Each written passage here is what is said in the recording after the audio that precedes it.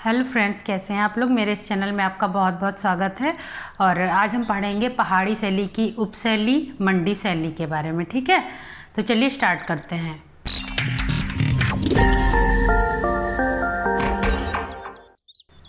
देखिए, ये सारी चीज़ें मैं आपको शॉर्ट में बता रही हूँ। मैंने पहले भी कहा है आपसे, आगे मैं आपको जब इसका एग्ज़ाम ख़त्म हो जाएगा, ठीक है, तो मैं आपको इसे डिटेल में पढ़ाऊँगी। तो चलिए अभी शॉर्ट में पढ़ लेते हैं। आपको हो सकता है ज़्यादा समझ में ना आए, लेकिन जितना मैं आपको बता रही हूँ वो याद ज़रूर कर लीजिएगा। ठीक है, मंडी चित्रकला की कहानी कुछ 3 भागों में बटी हुई है। इसको 3 भागों में बांटा गया है। पहला है 1804 तक लोक कला का प्रभाव यहाँ पर रहा है। उसके बाद 1804 से 1846 तक पड़ोसी लोक कलाओं का यहाँ पर प्रभाव रहा है। उसके बाद 1846 से 1912 तक पाश्चात्य कला का यहाँ पर प्रभाव रहा है। और उसके बाद यहाँ के राजा केशव सिंह थे, उन्हीं के समय में ये चीज़ें यहाँ पर इन भागों को दिखाया गया है। और इन जो ये 3 जो डिवाइड किया गया है 3 भागों में, उनमें अलग अलग तरह के चित्र यहाँ पर बने हुए हैं। वो मैं जब आपको डिटेलिंग पढ़ाऊँगी तब मैं आपको बताऊँगी। ठीक है, अभी आप इतना याद कर लीजिए।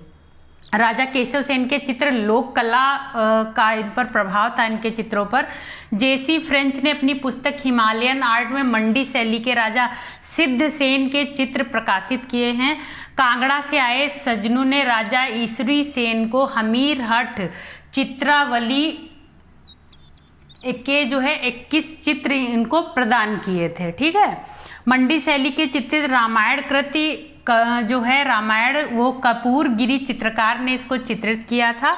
राजा बलवीर सेन के समय प्रसिद्ध चित्रकार मोहम्मद बख्श था। ठीक है, भगवान मंडी शैली का चित्रकार था। राजा सूरमा सेन को हुक्का पीते हुए चित्रित किया गया है मंडी शैली में। मंडी शैली के प्रमुख पहचान भारी मुखमंडल एवं छोटा कद है। मंडी शैली का पूर्ण विकसित रूप 1750 ईस्वी में दिखाई पड़ता है। ठीक है, यहाँ के प्रमुख चित्रकार हैं सजनू, कपूरगिरी, मोहम्मद बख्श, दौलत, नरोत्तम इत्यादि यहाँ के प्रमुख चित्रकार हैं। ठीक है, तो मंडी शैली के बारे में इतना ही, और इसी से आपका क्वेश्चन उसमें आ जाएगा। ठीक है, देखिए उसके बाद है कश्मीर शैली। ठीक है, तो यहाँ पर सीलभद्र चरित्र जैन पोथी चित्र ये कश्मीर शैली का है, और इसके चित्रों को हंसराज ने बनाया था। ठीक है, ये सीलभद्र एक पोथी चित्रण है, तो इसमें बहुत सारे चित्र हैं, उसको हंसराज ने बनवाया था, जो कि यहाँ का चित्रकार और मूर्तिकार दोनों रूप में यहाँ पे प्रसिद्ध था कश्मीर शैली में। गुलाब सिंह कश्मीर शैली का प्रसिद्ध चित्रकार था। हमजा चित्रावली कश्मीर शैली का अंश है।